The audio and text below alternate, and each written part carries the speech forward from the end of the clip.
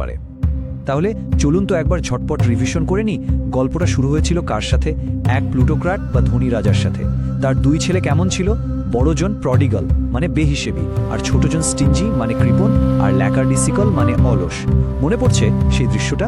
রাজকুমারের পা লতায় এনট্যাঙ্গল হয়ে গেল, আর তার ওপর ভেঙে পড়ছিল দেয়ালের বিশাল বাল্ক। তখন তার টিমোরাস বা ভীতু রক্ষী পালিয়ে গিয়েছিল। এরপর রাজকুমার হয়ে পড়েছিল মডলিন বা অতিরিক্ত আবেগপ্রবণ, আর তার শরীরে ছিল ল্যাসিটিউড বা ক্লান্তি। আর গোটা প্রাসাদ ওটা ভরে গিয়েছিল নয়সাম বা দুর্গন্ধে। আর বাকি 10টা? তখন প্রাসাদের পরিবেশটা ছিল মার্কি বা অন্ধকারাচ্ছন্ন। আর এর পেছনে কারণ ছিল সেই অ্যাডভার্সারি বা শত্রু। সে রাজার বিরুদ্ধে ক্যালামি বা মিথ্যা অপবাদ ছড়িয়েছিল, এমনকি একটা বার্লেস্ক বা ব্যঙ্গাত্মক নাটকও করেছিল।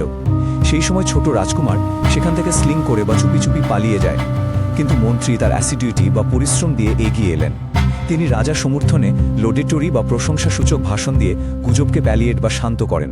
ফলে শত্রু কথাগুলো ইনকোহেরেন্ট বা অসংলগ্ন শোনায়।